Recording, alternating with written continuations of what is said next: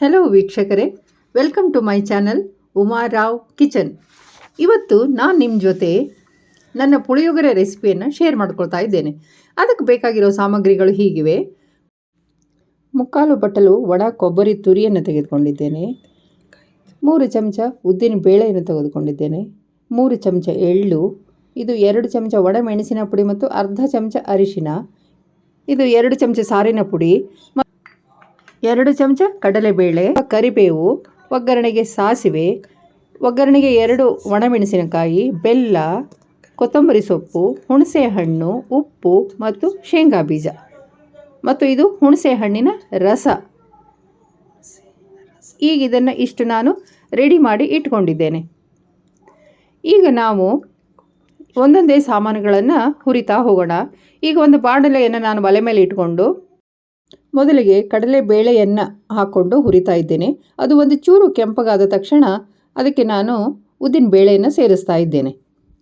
ಅದು ಕೂಡ ಒಂದು ಚೂರು ಕೆಂಪಗಾದ ತಕ್ಷಣ ಅದಕ್ಕೆ ನಾನು ಎಳ್ಳನ್ನು ಸೇರಿಸ್ತಾ ಇದ್ದೇನೆ. ಈ ಎಳ್ಳು ಒಂದು ಸ್ವಲ್ಪ ಚಟಪಟ ಅಂದ ತಕ್ಷಣ ಇದಕ್ಕೆ ನಾನು ಕೊಬ್ಬರಿ ತುರಿಯನ್ನು ಸೇರಿಸ್ತೇನೆ.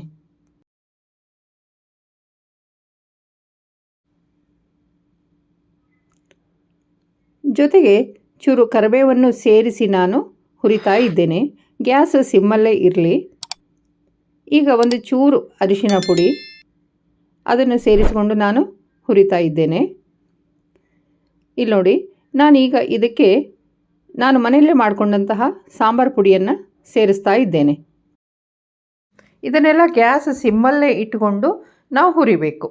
ಈಗ ಇದಕ್ಕೆ ಒಂದು 3 ಚಮಚ ನಾನು ಮೆಣಸಿನ ಪುಡಿಯನ್ನು ಸೇರಿಸ್ತಾ ಇದ್ದೇನೆ.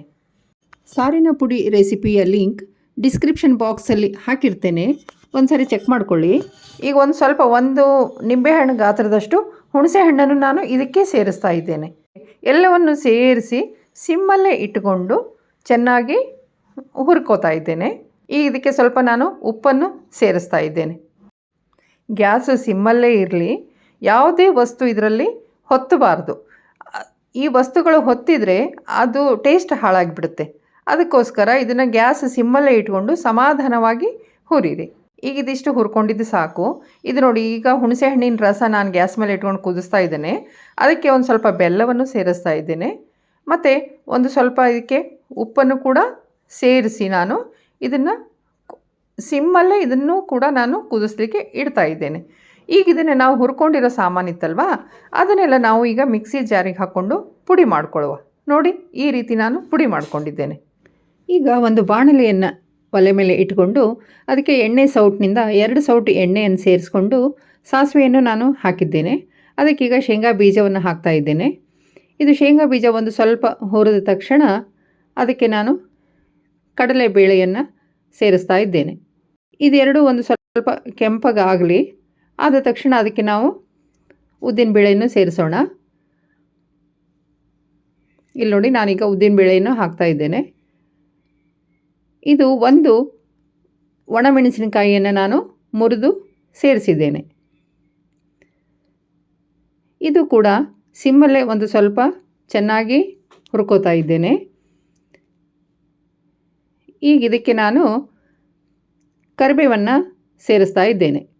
ಕರಿಬೇವು ಒಂದು ಸ್ವಲ್ಪ ನಾನು ಇದಕ್ಕೆ ಜಾಸ್ತಿನೇ ಹಾಕ್ತಾ ಇದ್ದೇನೆ, ಯಾಕಂದರೆ ಇದಕ್ಕೆ ಕರಿಬೇವಿನ ಫ್ಲೇವರ್ ತುಂಬ ಚೆನ್ನಾಗಿ ಮ್ಯಾಚ್ ಆಗುತ್ತೆ.